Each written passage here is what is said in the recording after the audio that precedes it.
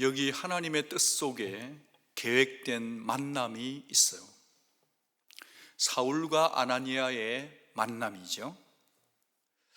박해자 사울이 전도자 바울로 반전의 은혜가 나타나는 그 일 속에 하나님은 아나니아라 하는 사람을 준비하셨습니다. 비록 그는 예루살렘이 아닌 이방 땅 다메스커스에 살고 있었지만 그는 그곳에서 신앙을 지킨 사람이죠. 그는 이 신약 성경에서 여러 번 나올까요? 아니요, 딱 한 번 오늘 본문에 나오죠. 그런데 그를 향해서 훗날 이 사울, 즉 바울이 그를 이렇게 회상합니다. 사도행전 22장 12절에 보면 아나니아 그는 예수 그리스도의 제자, 경건한 사람, 다메섹에 사는 모든 유대인으로부터 칭찬을 받은 사람, 그렇게 회고합니다. 신약학자인 윌리엄 바클레이는 이 아나니아를 두고 뭐라고 그러냐 하면 교회에 잊혀진 영웅들 중에 한 사람, 그렇게 말했습니다. 적절한 표현인 것 같아요. 자, 그럼 질문이 하나 있어요. 자, 지금 이제 사울과 아나니아가 만났는데 이 만남의 시작점은 어디였냐는 거죠. 목사님, 거기 성경 나오잖아요. 그 다메섹에 있는 누구 집에서 만났다며요.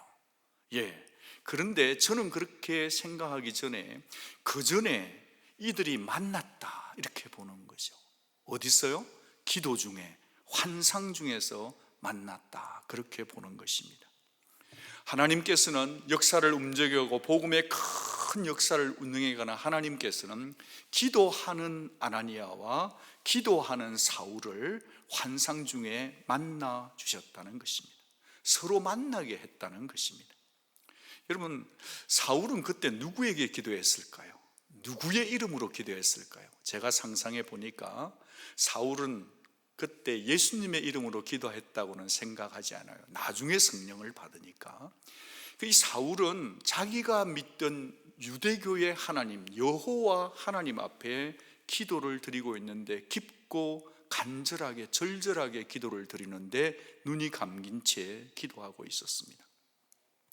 그런데 이 환상 중에 하나님께서 아나니아와 사울에게 나타나셔서 서로 각자에게 알려주시면서 마치 서로 처음 만난 사람이 명함을, 네임카드를 주고받는 것처럼 그렇게 하나님은 역사해 주고 있음을 성경을 통해서 알게 됩니다.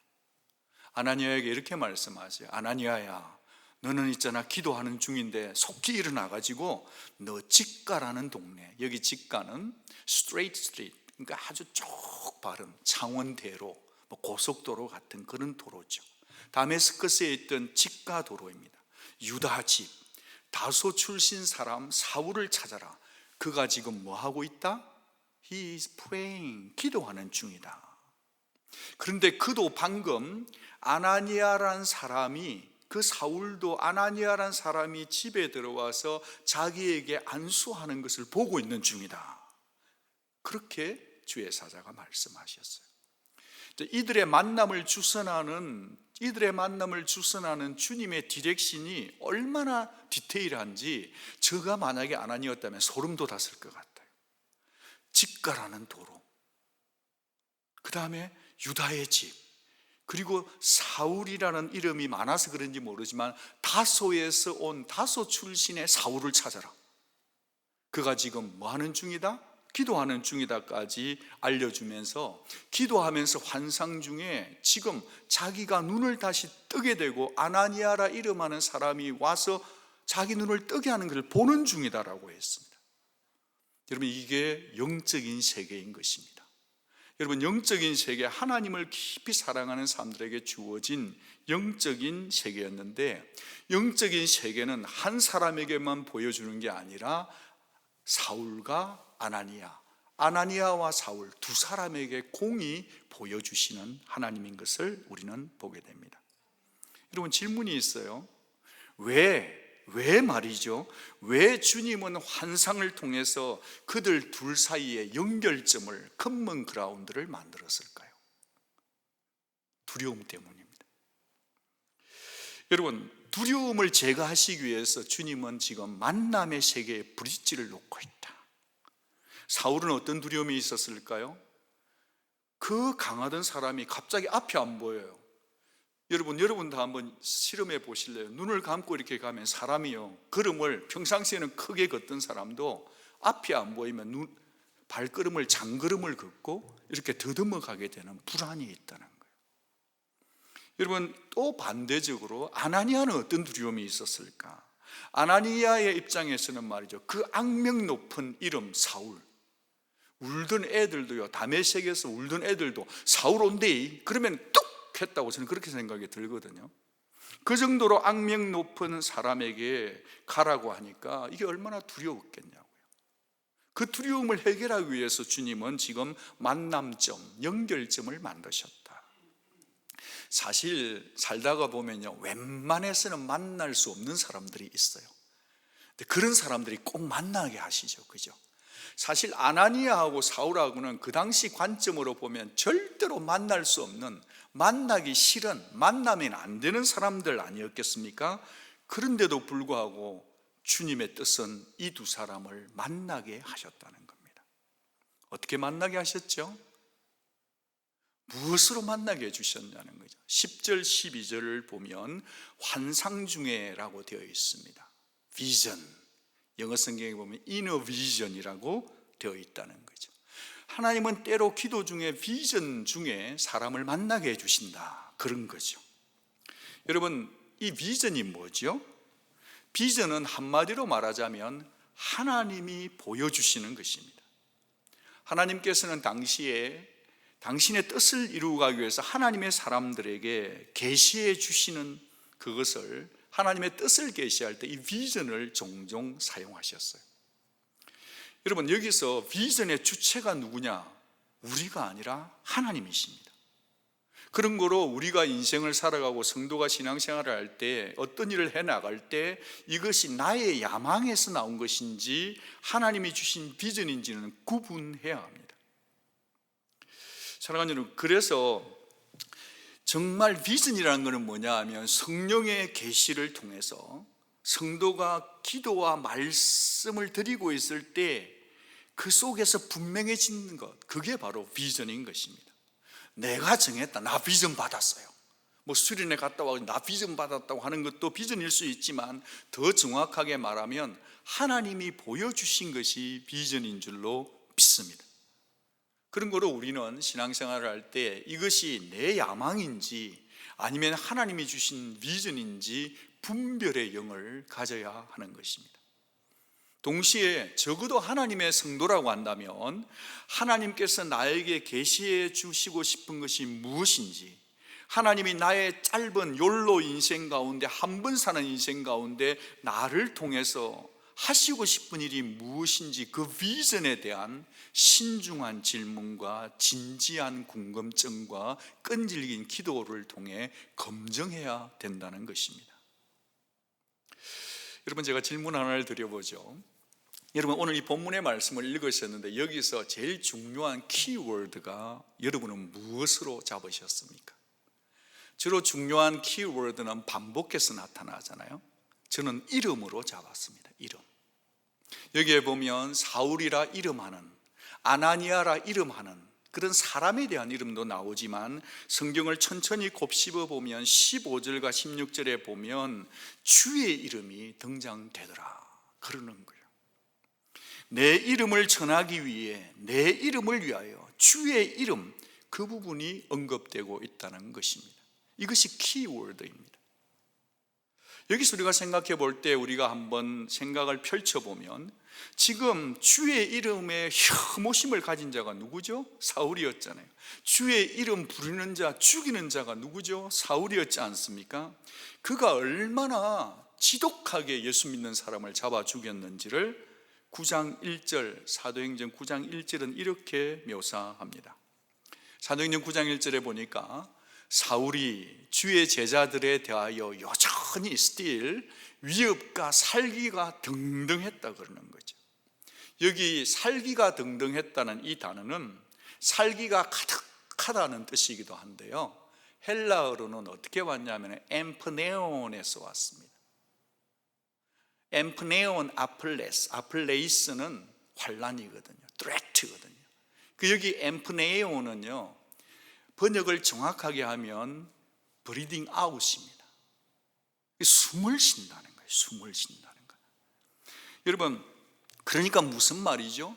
주 예수의 이름을 부르는 사람을 잡아 죽이기 위해서 사울은 들숨과 날숨을 했다. 인생의 목표가, 인생의 브리딩의 목표, 호흡하는 목적이 뭐다?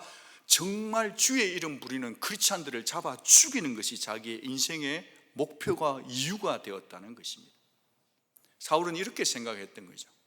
뭐라고? 예수가 하나님의 아들이라고?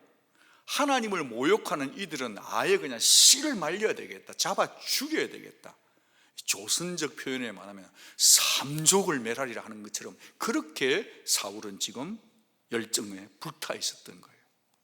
얼마나 이게 열정이 넘쳤으면, 그의 가슴에 불이 탔으면요, 무려 예루살렘에서 150마일이나 떨어지는 다마스커스까지 가가지고 그냥 거기 있는 크리스천들도 샅샅이 잡아가지고 예루살렘에 끌고 오든지 죽이든지 하겠노라고 나섰다는 거예요. 사울이 얼마나 크리스찬에 대한 그 어떤 혐오감이 강하고 그랬느냐 하면, 예루살렘에 있는 성도들을, 크리스천들을 잡아 죽이는데 성이 안 풀렸어요. 분이 안 풀린 거예요. 핍박이 있을 때 이게 흩어졌던 그곳까지, 흩어진 성도까지 찾아갔는데, 다메섹의 경우에는 그 당시에 약 30개 내지 40개의 회당, 시나고그가 있었다고 합니다. 이제 그런 정도의 꽤 많은 유태인들이 살았는데 그 가운데서도 크리스천들이 있었다는 소식을 들었기 때문에 그는 거기까지 파병 근무, 디플로이되어 가고 있는 거예요. 자원해서. 여러분, 여기서 우리가 생각해 볼 때 왜 사울은 그토록 크리스천들은 핍박받아도 마땅하다고 생각했을까요? 왜 사울은 내가 크리스천들을 핍박해야 된다고 생각했을까요? 그것은 자기 확신 때문이에요. 자기가 하나님을 너무나 잘 믿고 있다는 확신 때문이에요. 자기가 믿는 유대교의 하나님이 제일이라고 믿었던 자기 확신 때문입니다. 여러분, 사울이라고 예수에 관한 얘기를 안 들었을까요? 그는 굉장히 정보가 빠른 국제적 인물이었잖아요. 나이도 비슷한 동시대 인물 아니었을까요?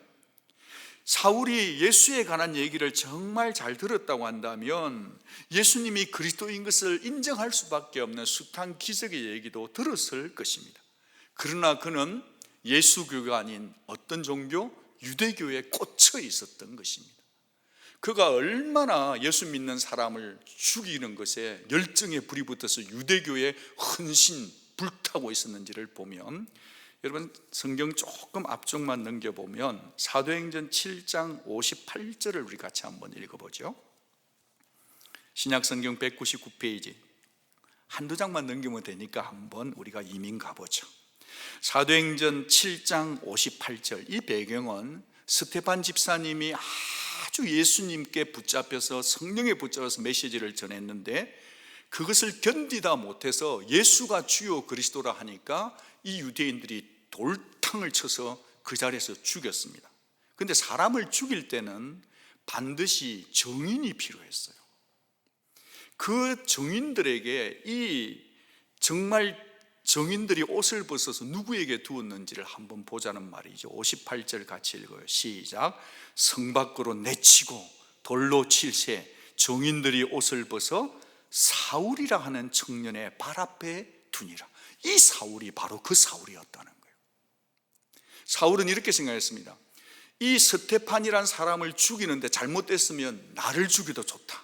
그 정도로 예수 믿는 크리스찬들을 죽이는 정거인이, 정인이 되기를 자처했던 것입니다.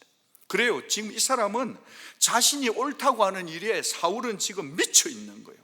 사람이 자기 옳다는 일에 확신을 생기면 속도가 붙잖아요. 전심전력으로 달리잖아요. 자기 기준이 된 열정에 불타는 사람, 그 심플하고도 무지한 열심함은 가로막을 브레이크 시스템이 없다는 거예요. 그런 사건이 사울에게는 없었어요. 자기가 무조건 옳다라고 생각했던 것입니다. 그런데 말이죠, 그가 지금 정말 제사장의 군사들과 함께 이런 군사들과 말을 타고 막 달려가서 다메스커스에 가가지고 자기 손으로 크리스천들을 잡아가지고 끌고 오겠다고 야심차게 달려갔던 겁니다. 말 발바닥에 불났다는 얘기가 여기 있지 않을까 싶어요, 저는. 그런데 그렇게 자기 힘으로 가서 잡아오겠다고 하던 그가 다른 사람의 손에 이끌린 채로 다메섹 어느 집으로 갈 수밖에 없었다는 거예요. 여러분, 다메섹 길에서 갑자기 하늘로부터 빛이 비추는 그 사건이 일어났습니다. 그 눈부신 빛 때문에 시력을 잃어본 거예요. 이 바울이 나중에 자기가 시력이 약해진 게 바로 이 일 때문이 아닌가 하는 생각도 해봅니다. 바닥에 쓰러져서 주의 음성을 듣게 되는 놀라운 사건이 일어났다는 것입니다. 또 하나 그랬던 것은 같이 따라갔던 동행했던 군사들 귀에는 들렸어요, 안 들렸어요? 들리지가 않는데 자기 귀에는 주의 음성이 아주 또렷하고 클리어하게 들렸다는 것입니다. 여러분, 하나님의 개입은 언제나 이렇게 역사하실 수 있음을 믿으시기를 바랍니다. 여러분, 하나님의 역사하심은 많은 사람이 있는데도요, 다른 사람은 안 들리는데 내 귀에는 똑똑히 들릴 수 있는 것이 하나님의 역사적 개입인 줄 믿으시기를 바랍니다. 비록 우리가 지금 온라인 예배를 드리고 있어요. 환경이 그렇게 좋지는 않지만요, 그러나 하나님의 음성은 지금도 여러분의 귓전에 들리고 있음을 믿으시기를 바랍니다. 오늘 메시지의 제목을 저는 이렇게 정해봤습니다. 예수 이름을 배달하는 사람. 여러분, 요즘 가장 호황이고 바쁜 사람들이 누구냐 하면 배달하는 사람들인 것 같아요. 어떻게 될지 모르겠지만 애매존도 어쩌면 셧다운을 할지도 모른다. 왜 그런지 모르겠어요. 너무 많은 배달이 많아서 그런지도 모르겠습니다. 사실 가만히 보면 이렇게 호황을 이룬 시대가 있었을까 싶어요. 그러나 성도의 정체성은, 성도의 아이덴티티는 뭐냐면 우리는 주의 이름을 배달하고 캐리온 하는 사람인 줄로 믿습니다. 이것이 우리가 예수 믿는 이유입니다. 이것이 우리의 비전의 중심에 있어야 될 줄 믿습니다. 이 비전대로 살려면 어떻게 해야 될까요? 주의 이름을 배달하는 사람으로 살려면 어떻게 해야 될까요? 그건요, 비워야 되는 거예요. 비워야 돼요. 비워야만 성령께서 채우시고 우리를 배달하는 사람으로 사용하신다는 것입니다. 이 교훈을 꼭 붙드실 수 있기를 바라요. 오늘 말씀을 보면 몇 가지 비움의 일들이 있어요. 살펴보죠. 오늘 말씀을 보면 사울을 찾아가서 안수해라고 했던 명령을 받은 아나니아가 뒤에 주저하고 있습니다. 주님 당신이 아시잖아요. 그 사람이 어떤 끔찍한 일을 했고 지금 그 사람이 어떤 만행을 저질렀으면 이 다메섹에 어떤 이유로 왔는지 제사장의 법령을 가지고 온다니까요. 주님, 지금 아나니아는 마치 사자의 아가리 속으로, 입속으로 들어가라는 주의 명령처럼 들렸을 것입니다. 그런데 사랑 많으신 주님이 아주 단호하세요. 우리 15절 말씀을 같이 한번 읽어보겠습니다. 시작.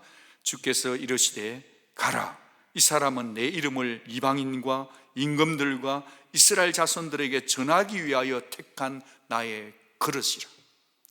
여러분, 누가는 성경을 기록하기 위해서 The Lord says to Ananias 그렇게 되어 있지만요, 원래 주님이 하신 말씀은 가라부터 시작되는 거예요. 고부터 시작되는 것을 기억해야 할 것입니다.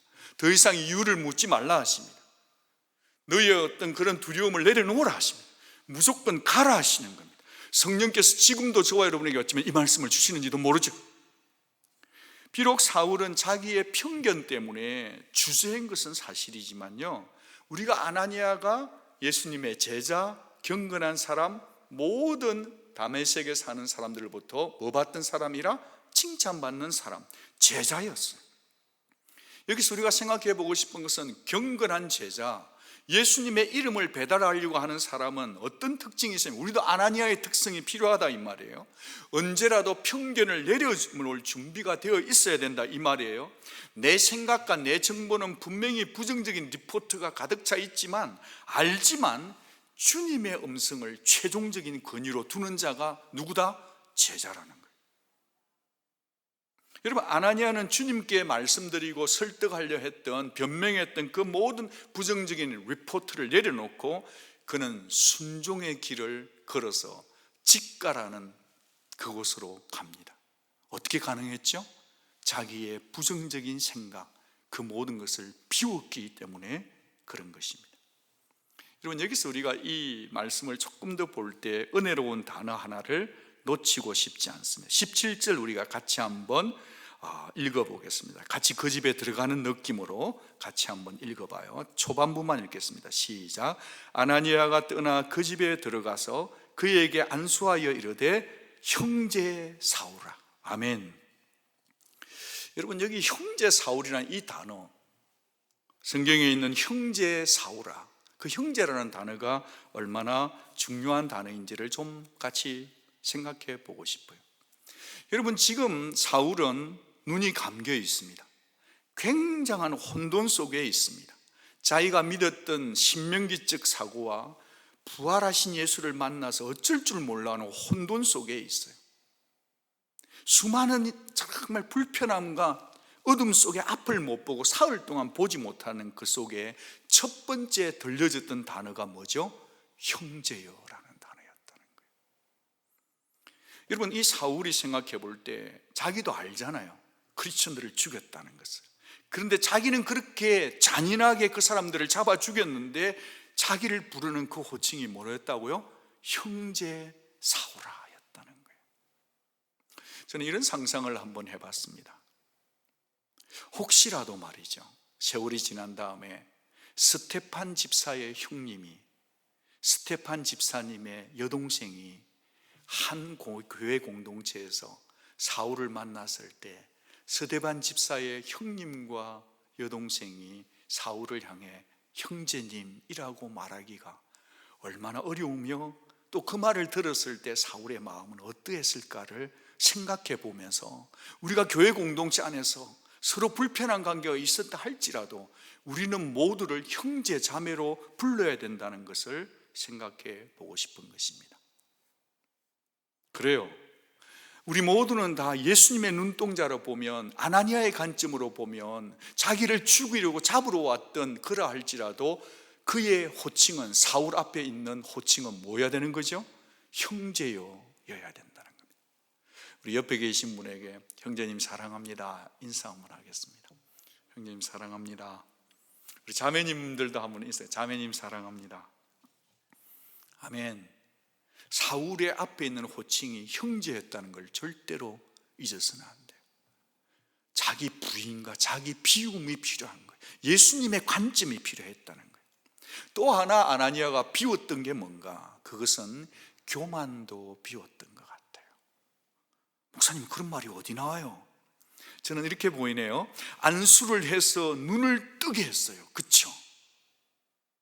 여러분, 내가 기도했는데 사람이 눈을 떴어요. 그러면 자기 능력으로 된 양 사람은 누구나 다 우쭐해질 수 있는 것이 사람 아닙니까?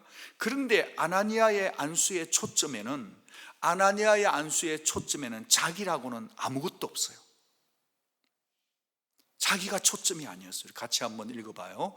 사울아, 주 곧 내가 오는 길에서 나타나셨던 예수께서 나를 보내어 너로 다시 보게 하신다 하시고 성령으로 충만하게 하신다는 거예요. 형제 사울아, 내가 아니고 네가 길에서 올 때 만났던 예수께서 나를 보냈다. 예수께서 나를 보냈고 예수께서 너에게 안수에게서 다시 보게 하시고 당신을 성령으로 충만케 하신다는 것입니다. 그래요, 여러분, 인간적인 생각을 비우고 나를 비우고 예수 이름만을 드러내니까 성령께서 강하게 역사하시사 사울의 눈이 다시 뜨게 되어 보게 된 줄로 믿습니다. 여러분,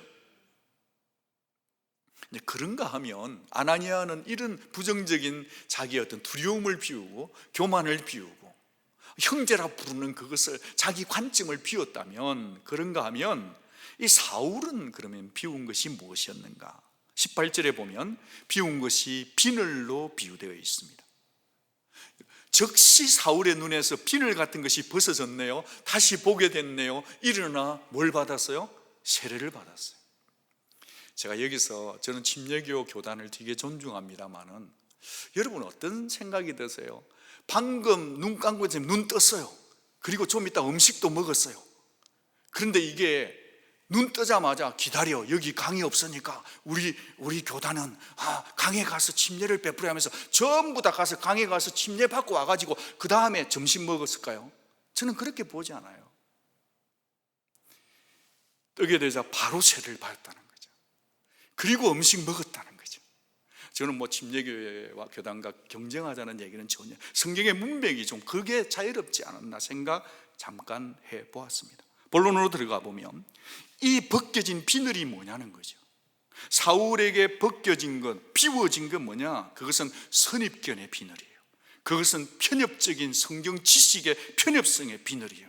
율법이 우월하다고 하는 신념의 비늘인 거죠. 종교적 열심의 비늘인 거죠. 하나님을 대적했던 교만의 비늘인 거죠. 선입견의 비늘, 편협적인 성경 지식의 비늘, 율법이 우월하다는 자기 신념의 비늘, 종교적 열심의 비늘, 하나님을 대적한 교만의 비늘을 비웠다는 거죠. 벗어졌다는 거죠. 그 비늘이 벗겨지니까 사울은 다시 보게 되었더라. 여러분, 기도하는 사람을 만나면 역사가 일어나요. 사람이 살아계신 하나님을 만나면 그곳에는 반드시 기적이 일어나는 줄 믿으시기 바랍니다. 여러분, 여기에 이게 기적인데 생각 한번 해볼까요? 사람이 보지 못한 사람이 눈 뜬 것만 기적입니까, 여러분?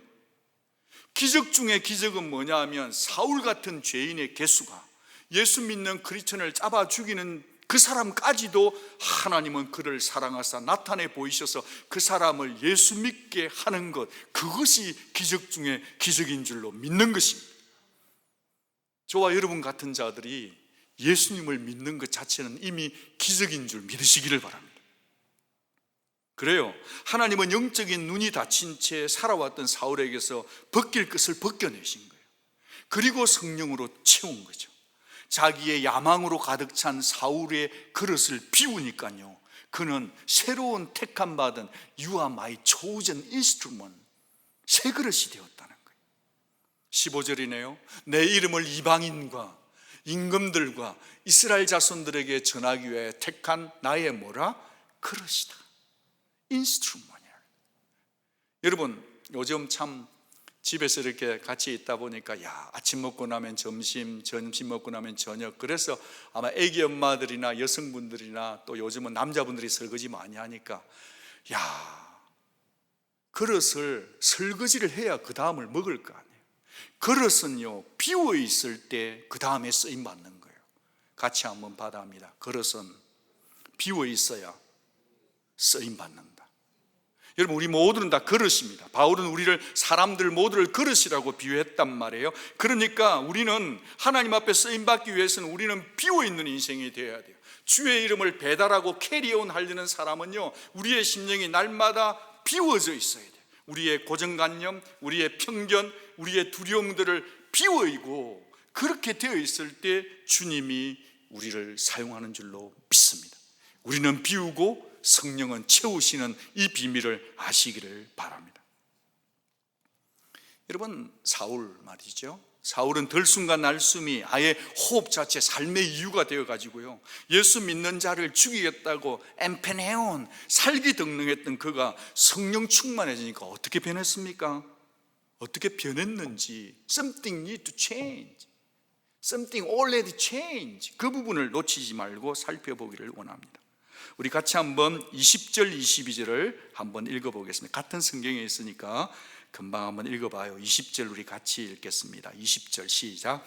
적시로 각 회당에서 예수가 하나님의 아들이심을 전파하니. 아멘. 여러분, 사울이요, 정말 눈에 비늘이 빗겨지고 나니까 그가 하는 말이 예수는 하나님의 아들이시다. Jesus is Son of God이라는 거죠. 22절에 또 다른 일이 있습니다. 같이 한번 더 읽어요. 시작. 사울은 힘을 더 얻어서 예수를 그리스도라고 정근하고 정언하니 다메섹에 사는 유대인들을 당혹해 하더라는 거예요. 사랑하는 여러분, 사울은요, 정말 아나니아의 안수를 받고 나서 눈에 비늘이 벗겨지고 나니까 아하, 그렇구나, 내가 잡아 죽이려고 하는 크리스천들, 그들이 믿는 예수가 바로 구약에 예언된 메시아, 메사이아구나. Jesus is the Christ, Jesus Christ, 메사이아라는 걸 알게 되었다는 거예요. 십자가에 달린 그분이 저주받은 게 아니라 바로 그 십자가에 달린 예수의 피로 말미암아 내 죄를 용서받았다는 그것을 깨닫게 된 줄로 믿습니다, 여러분. 그가 예수가 하나님의 아들이시고 예수가 그리스도인 것을 전파하기 시작했습니다. 프루브했어요. 증명했어요. 그러니까 결국은 뭐죠? 아나니아도 사울도 저와 여러분 모두도 예수님의 이름을 딜리버리 하는 분들로 부름받은 자인 줄 믿으시기를 바라요. 딜리버리에 대해서 좀 생각해보면 지난주에 이런 일이 있었어요. 그러나 이제 교회에서 잔디를 깎는 날이었는데 거의 다 끝이 났어요. 발런티어 하러 오신 분들이 투고해가지고 캐리온 해가지고 저희들이 식사를 다 마쳤어요. 근데 누군가가 누가 목사님 찾아오셨다는 거예요. 나가보니까 안면이 있어요. 홈리스 분인데 두 분이 오셨어요. 지난번에 오셨던 여자분이 다른 홈리스 남자분 한 분을 전도해가지고 오신 것 같아요. 두 분이 같이 오셔가지고 저를 먼저 만났던 그분이 뭐라는 게 아니고 지난번에 내가 왔을 때 당신이 음식을 좀 줬는데 오늘 우리가 너무 배가 고프니까 음식을 좀 달라는 거예요. 근데 그때는 진짜 우리가 먹을 게 없었거든요. 나띵이에요. 근데 그분이 뭐라는 게 아니고 밀리지 않고 없다 하는데 찾아보래요. 지난번에도 있으니까 찾아볼 때 있었으니까 이번에 찾아보래. 야, 그분 믿음이 진짜 좋습니다. 그래가지고 찾으러 간 거예요. 갔는데 보니까 그때 우리 김항현 권사님이 발런티어 오신 분들을 위해서 뭐 떡을 좀 만들어 오셨어요. 그게 좀 남은 게 좀 있네요. 그리고 수박을 먹었는데 그게 두 조각이 남아 있더라고요. 제 사무실에 보니까. 그래서 그걸 들고 이제 나갔어요. 그분을 드리고 아마 피곤할 것에 게토레이 그 영양 전해질 음료 그걸 드렸어요. 그런데 너무 좀 미안하고 적게 드린 것 같다는 생각이 드는 거예요. 그래서 이제 그분들은 팔각정에 계신데 제가 사무실에 들어와서 냉장고 문을 보니까 혹시 아기들이 들어오면 주는 칩스하고 그 다음에 이제 아기들 마시는 오렌지 주스 이런 게 조그만 게 있더라고요. 작은 그 두 개를 더 들고 갔어요. 그러면서 또 다시 드렸어요. 근데 보통 때 같으면 제가 이제 God bless you 그러면 자기들도 thank you 하고 이제 끝인데 제가 이 본문을 묵상을 하고 있었거든요. 어떻게 하면 예수님을 좀 주라고 말할 수는 없을까? 그래서 제가 그분에게 말을 붙였습니다. 우리 모두는 다 하나님 안에서 형제 자매입니다. 사실 하나님 당신들을 사랑하십니다. 그리고 제가 드리는 이것은 아주 적지만 제가 드리는 게 아니라 하나님이 당신들을 사랑해서 드리는 것입니다. 그렇게 얘기하니까 그분들이요, 그전까지는 뭘 드시다가 아무것도 없었는데 다른 남자분이요, 기독교식 기도는 아니었는데 손을 딱 붙이면서 뭔가 이렇게 이 종교심이 발동되는 그 손모음 있잖아요. 그게 있고 다른 여자분은 이거 아시죠? 캐톨릭에서 기도할 때 그것을 보면서요 땡갓이라는 거예요. 여러분은 어떠실지 모르겠는데 저는 그날 그 어떤 그 한 장면이 저에게는 참 임프레션이 컸어요. 그렇구나. 뭐냐 하니까 정말 사소한 일상에서 제가 예수님을 높이고 하나님을 높이게 되니까 나를 드리는 게 아니라 우리 교회를 드리는 게 아니라 정말 예수님을 높여 드리니까 제 영혼뿐 아니라 도움을 받는 그분들도 하나님 앞에 한 번 더 기도하게 되는 것을 보면서 이게 정말 제가 해야 될 본질적인 일이 아닌가 그 생각을 하게 되었어요. 여러분 또 이런 일도 있었습니다. 어느 집사님께서 지난 수요일 날 목양신을 문을 두들겼어요.